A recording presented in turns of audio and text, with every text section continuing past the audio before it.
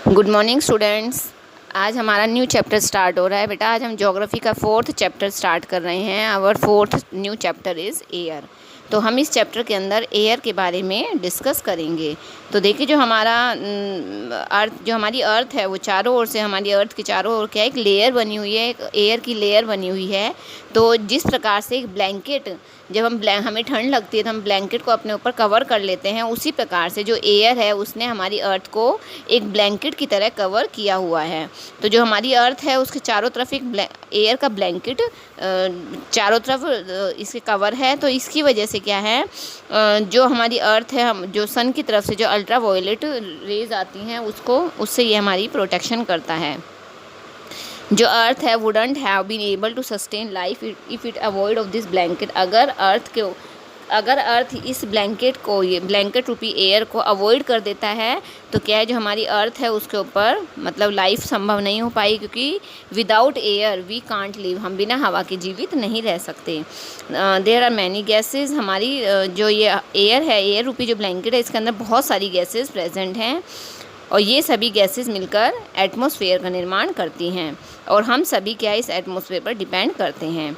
It is not only gives us oxygen. यह ना केवल हमें ऑक्सीजन देती है जिसके द्वारा हम सांस लेते हैं, बल्कि हमें जो सन से आने वाली हार्मफुल रेडिएशंस हैं उससे भी हमारी प्रोटेक्शन करती है। नेक्स्ट टॉपिक है बेटा कंपोजिशन ऑफ एटमॉस्फेयर। तो इसमें हम क्या पढ़ेंगे, जो एटमॉस्फेयर है उसके अंदर किन किन चीज़ों का मिक्सचर है। तो earth's atmosphere is made up of mixture of gases. जो अर्थ का एटमॉस्फेयर है उसके अंदर बहुत सारी गैसेस मिक्स हैं, जैसे जिसमें नाइट्रोजन और ऑक्सीजन, ये दोनों बहुत इंपॉर्टेंट गैस हैं एटमॉस्फेयर के अंदर।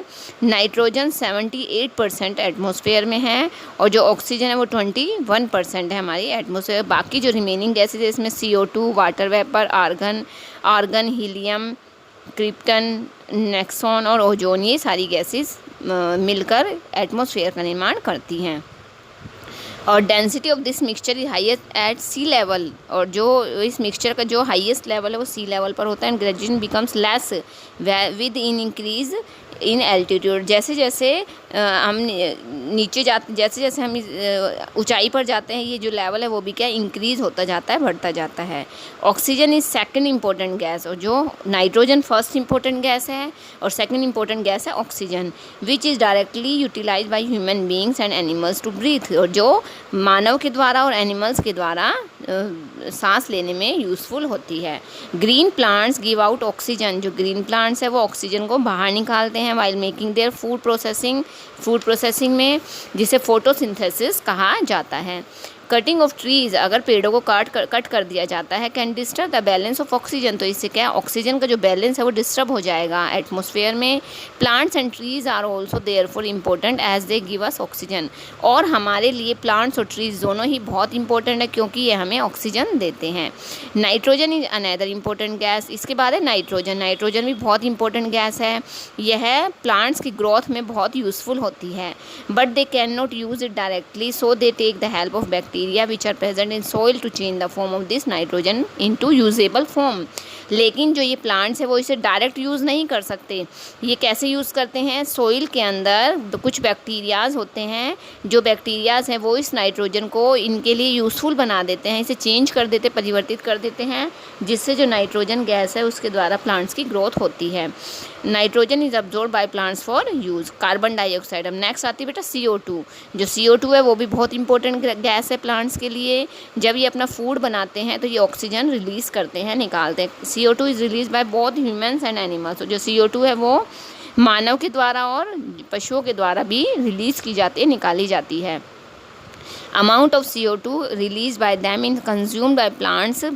तो जो कार्बन डाइऑक्साइड मानव छोड़ता है उसको प्लांट्स ले लेते हैं। तो इस प्रकार से जो बैलेंस है ये बना रहता है। इस प्रकार से burning of solid wastage trees and incomplete conjunction of some fossil fuels releases CO2 which leads to presence of excess of CO2 and adds to the pollution in atmosphere as well as disturbs the natural balance of the gases। और इस प्रकार से अगर ये जो हमारी ये environmental pollution जो बढ़ रहा है तो अगर ये पेड़ों को कटिंग कर दी जाएगी तो इससे क्या है, जो सारा पॉल्यूशन, ये जो बैलेंस है वो इम्बैलेंस हो जाएगा, ये सब कुछ नष्ट हो जाएगा। तो इसलिए हमें इन दोनों का लेवल बनाकर रखना बहुत ज़रूरी है।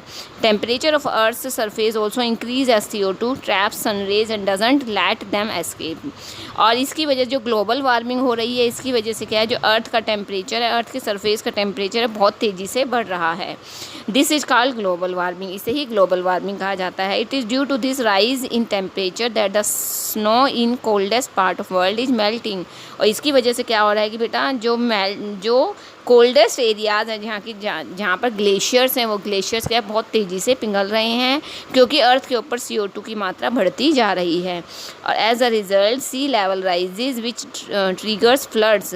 और जो ये आइस मेल्ट हो रही, तो उसकी वजह से क्या हो रहा है, जो समुद्र का लेवल है वो राइज़ होता जा रहा है, यानी कि बढ़ता जा रहा है। और इससे क्या है, आने वाले समय के लिए हमारे लिए बहुत ही ज़्यादा खतरनाक साबित होगा। अब आगे आता है structure of atmosphere. Atmosphere is divided into 5 concentric layers from bottom to highest limit of atmosphere। जो एटमॉस्फेयर उसे 5 लेयर्स के अंदर डिवाइड किया गया है। First one is troposphere, stratosphere, mesosphere, thermosphere and exosphere. और इन जितनी भी ये लेयर्स हैं, इन सभी की हाइट्स क्या है, अलग अलग हाइट पे स्थित हैं। ये सबसे फर्स्ट हम ट्रोपोस्फेयर के बारे में डिस्कस करेंगे। फर्स्ट है बेटा ट्रोपोस्फेयर। यह बहुत ही इंपॉर्टेंट लेयर है एटमॉस्फेयर की। जब हम सांस लेते हैं तो जो हम जितने भी जीव जंतु हैं वो सभी इसी लेयर में स्थित हैं। इसके अलावा इसके अंदर डस्ट पार्टिकल्स, स्मोक, एशेज़, 99% जो गैसेज है वो भी इसी लेयर के अंदर प्रेजेंट हैं। It extend up to 8 kilometre, यह 8 किलोमीटर तक पोल्स तक है। And it is the coldest at the poles and air is compressed. It extend up to 18 kilometre at the equator. और इक्वेटर की साइड 18 किलोमीटर तक ऊंचाई तक स्थित है। Because the air is hottest there, क्योंकि इक्वेटर के पास क्या है, जो हवा होती है बहुत गर्म होती है, इसलिए ये फैलता है। Water vapours and dust particles are present. और जो वाटर वेपर और डस्ट पार्टिकल है वो भी इस लेयर में ही स्थित है। नेक्स्ट आती है स्ट्रेटोस्फेयर। देखो स्ट्रेटोस्फेयर क्या है, इट लाइज अबोव ट्रोपोस्फेयर। यह ट्रोपोस्फेयर के ऊपर स्थित है और यह 50 किलोमीटर तक फैली हुई है। और यहाँ पर जो टेम्परेचर है वो कांस्टेंट यानी कि इक्वल बना रहता है। 20 किलोमीटर की हाइट तक ये बिल्कुल ऊपर इक्वल बना रहता है। Upper limit of this layer is called stratopause. और इससे ऊपर वाली जो लेयर होती है उसे स्ट्रेटोपोज कहा गया है। This layer is important at is contain ozone gas. और इस लेयर के अंदर ही क्या है, ओजोन गैस स्थित है, जो सन से आने वाली अल्ट्रावायलेट, हार्मफुल अल्ट्रावायलेट रेडिएशन से हमारी प्रोटेक्शन करता है। और जो this layer is also free from clouds. यहाँ पर क्लाउड्स यानी कि बादल, मौसम संबंधी कोई परिवर्तन नहीं होता है। और ये वाली जो स्ट्रेटोस्फेयर जो लेयर है, यहाँ पर ये प्लेन की उड़ान के लिए बहुत ही अच्छी होती है। नेक्स्ट है mesosphere. It extend up to height of 80 kilometre, यह 80 किलोमीटर तक है। And lies just above stratosphere, ये स्ट्रेटोस्फेयर के जस्ट ऊपर स्थित है। यह ठंडी लेयर है। Upper limit of mesosphere is mesopause. इसके ऊपर अपर लिमिट को मीजोपोज कहा जाता है। Mesosphere has highest clouds that shine in the night. और यहाँ के जो क्लाउड्स हैं वो नाइट में चमकते हैं। As they are made up of cosmic dust. Meteoroids burn in this layer. जो मीट्रियोइड्स जो हैं वो जो उल्कापिंड जो उल्कापिंड है वो यहाँ इस लेयर में आकर क्या है, बर्न हो जाती हैं, नष्ट हो जाती हैं। Most of meteoroids from the space, जो स्पेस से आती हैं वो इस अर्थ तक पहुँचने से पहले ही इस लेयर में आकर नष्ट हो जाती हैं। थर्मोस्फेयर नेक्स्ट आती है। थर्मोस्फेयर यह मीजोस्फेयर के ऊपर स्थित है और यह 80 किलोमीटर से 500 किलोमीटर तक फैली हुई है। और its lower part has electrically charged particles called ions. Therefore this layer is also called ionosphere, इसलिए इसे लोनोस्फेयर भी कहा गया है। और जो रेडियो वेव्स हैं वो भी इसी लेयर से टकराकर रिफ्लेक्ट होकर वापस अर्थ पर आती हैं। और इसकी वजह से जो सैटेलाइट जो कम्युनिकेशन होता है वो भी इसी लेयर की वजह से ही स्थापित होता है। नेक्स्ट और लास्ट लेयर है एक्सोस्फीयर। एक्सोस्फीयर में it is upper most layer of atmosphere. यह एटमॉस्फेयर की सबसे ऊपरी परत होती है, सबसे बाहरी परत है, और यह आइनोस्फीयर के जस्ट ऊपर स्थित होती है। यह 1600 किलोमीटर तक फैली हुई है, इसकी कोई लिमिट नहीं है। और जो ग्रेविटेशनल पुल है यहाँ का मतलब इस लेयर में आकर बहुत ही मिनिमम, बहुत कम रह जाता है। Light gases like hydrogen and helium float. यही रीज़न है कि ये स्पेस के पास आने के बाद यहाँ पर हर चीज़ें तैरती रहती है, फ्लोट करती हैं। अब देखिए इंपॉर्टेंस ऑफ एटमॉस्फेयर। जो एटमॉस्फेयर उसकी क्या इंपॉर्टेंस है। First one is atmosphere is important for both and plants and animals. जो एटमॉस्फेयर और प्लांट्स और एनिमल्स दोनों के लिए ही बहुत इंपॉर्टेंट है। Weather phenomenon takes place on the earth. जो मौसम संबंधी जो परिवर्तन होते हैं वो सब भी एटमॉस्फेयर की वजह से ही होते हैं। It also control temperature of the earth. जो एटमॉस्फेयर है वो अर्थ के टेम्परेचर को कंट्रोल करता है। Ozone layer in the atmosphere protect us from ultraviolet radiation. जो ओजोन लेयर है एटमॉस्फेयर की वो हमें सूर्य से आने वाली पराबैंगनी किरणों से हमें प्रोटेक्ट करता है। Sound waves travel through the atmosphere. और जो साउंड वेव्स हैं वो भी इस एटमॉस्फेयर की वजह से ही पॉसिबल हो सकते हैं। तो ये आपका था importance of atmosphere. Next topic है बेटा वेदर एंड क्लाइमेट। अब वेदर और क्लाइमेट में देखिए क्या डिफरेंस होता है। Weather refers to the condition of atmosphere at a given place over a short period of time. Weather होता है मौसम और क्लाइमेट होती है जलवायु। तो जो मौसम है वो थोड़े थोड़े समय के बाद ही परिवर्तित होता रहता है। The average weather condition of place for longer period of time is called climate. और जो बहुत लंबे समय तक जो मौसम बना रहता है उसे क्लाइमेट का नाम दिया जाता है। Weather reports are shown on television in news channel. जो वेदर की रिपोर्ट है वो टेलीविज़न के न्यूज़ चैनल पर बताई जाती हैं। They forecast the current weather as well as next days weather. और उसके अकॉर्डिंग ही क्या है अगले दिन का मौसम किस प्रकार का रहेगा वो पहले ही अनुमान लगा लिया जाता है। Weather bulletin is updated on hourly basis. जो वेदर बुलेटिन्स होती हैं मतलब वेदर से रिलेटेड जो समाचार होते हैं, न्यूज़ होती हैं, वो हर घंटे के अकॉर्डिंग उसे अपडेट किया जाता है। This shows that whether changes in every hour. इससे पता चलता है कि जो वेदर है वो हर घंटे में बदलता रहता है। अब देखिए इन दोनों में क्या डिफरेंस है। वेदर और क्लाइमेट। वेदर है this is the state of atmosphere of a given area over a short period of time. Weather क्या होता है कि ये थोड़े से समय के लिए होता है, कुछ समय बाद ही परिवर्तित हो जाता है। जैसे एग्जांपल के लिए बाहर क्या है बहुत तेज़ सूर्य चमक रहा है तो हम क्या कहेंगे सनी वेदर है कि मतलब बाहर मौसम बहुत ख़राब हो रहा है, बहुत तेज़ गर्मी है, धूप है। लेकिन उसी समय क्या है मतलब विद इन 30 मिनट्स 30 मिनट के अंदर ही क्या है बादल हो जाते हैं। तो हम क्या बोलते हैं कि क्लाउडी वेदर है। तो इस प्रकार से अभी सन्नी था फिर वो क्लाउडी, और जो क्लाउड है कुछ समय बाद ही बारिश स्टार्ट हो जाती है तो हम क्या कहेंगे कि रेनी वेदर है। तो इस प्रकार से जो वेदर है वो कुछ समय मतलब बार बार ये परिवर्तित होता रहता है। लेकिन जो क्लाइमेट है वो लॉन्ग समय तक एक जैसा ही बना रहता है। एलिमेंट्स इससे क्या होते हैं वेदर के टेम्परेचर, ह्यूमिडिटी, प्रेशर, रेनफॉल। और क्लाइमेट के एलिमेंट्स भी सेम इसी की तरह से ही होते हैं जो वेदर के होते हैं, लेकिन इनका ड्यूरेशन जो टाइम होता है वो अलग होता है। Small variations in any of elements can change the weather. अगर इन एलिमेंट्स में थोड़ा सा भी परिवर्तन आता है तो वेदर चेंज हो जाता है, स्मॉल वेरिएशन। लेकिन अगर क्लाइमेट के एलिमेंट्स में परिवर्तन आता है तो उससे क्लाइमेट पे कोई असर नहीं पड़ता है।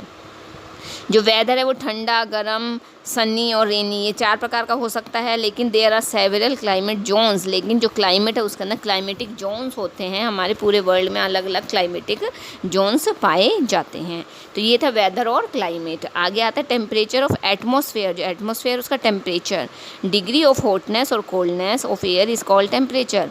किसी भी स्थान की गर्मी और सर्दी का जब उसे मापा जाता है तो उसे उसका टेम्परेचर यानी कि तापमान कहा जाता है।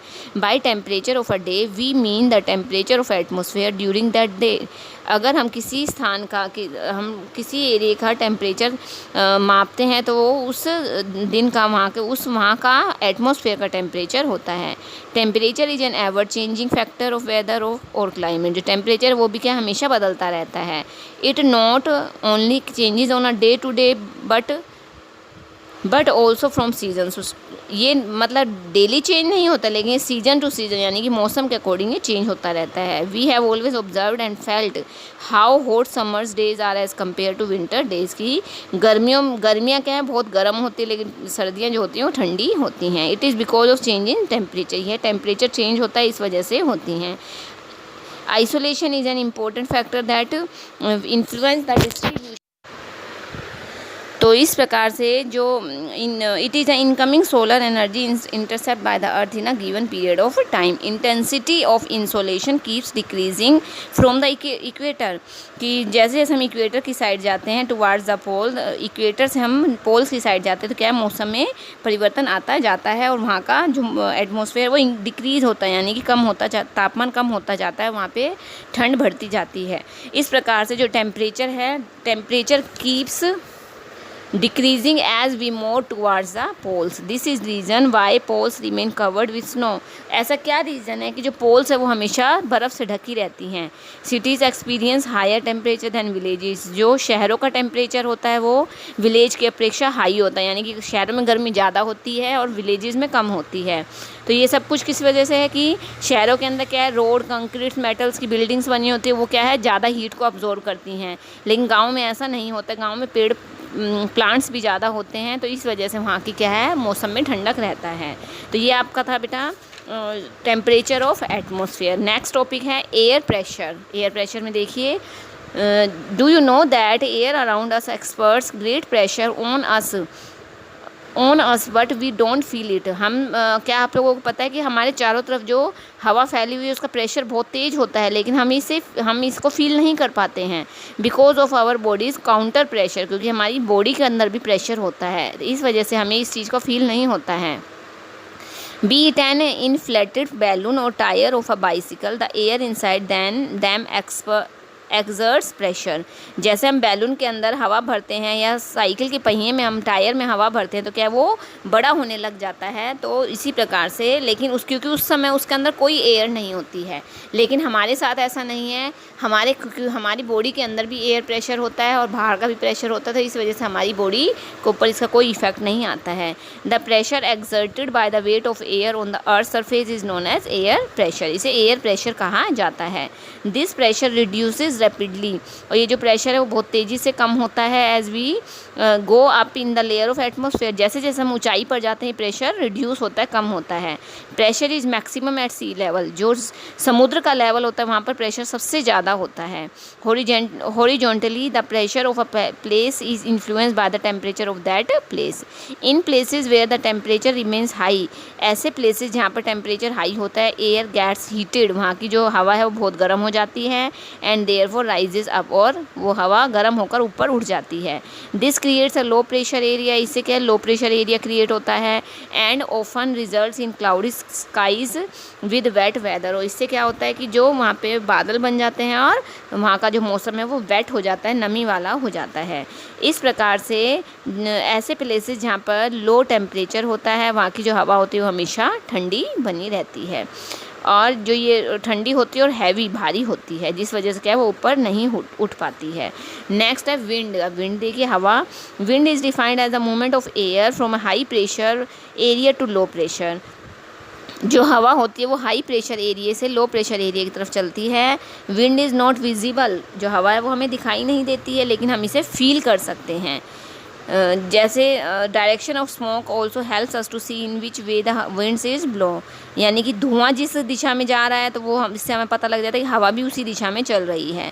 Winds are of 3 types. Winds 3 प्रकार की होती है, परमानेंट विंड्स, सीजनल विंड्स और लोकल विंड्स। अब देखिए तीनों क्या होती है। परमानेंट विंड क्या होती है? Permanent winds blow continuously in a specific direction throughout the year. जो परमानेंट विंड्स होती है वो लगातार पूरे साल चलती रहती हैं। The trade wind, the westerlies and the polar easterlies are permanent winds, ये परमानेंट विंड्स कहलाती हैं।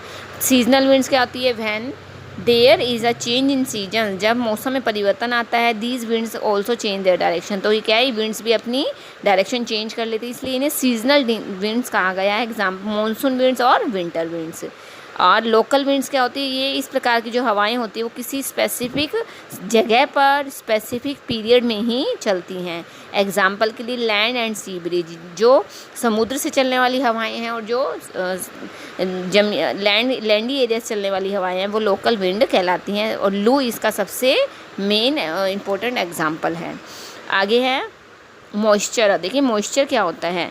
Water becomes water vapours when it evaporates from the earth surface, जब जो वाटर है, जो पानी है, जब वो भाप बनकर अर्थ से ऊपर चला जाता है। And various water bodies, this moisture present in the air is called humidity. तो एयर के अंदर जो ये मॉइस्चर यानी कि जो नमी होती है उसे ही ह्यूमिडिटी कहा जाता है। व्हेन वी फील हॉट, जब हम बहुत गर्म फील करते हैं, with a lot of moisture in the air we call it is a humid.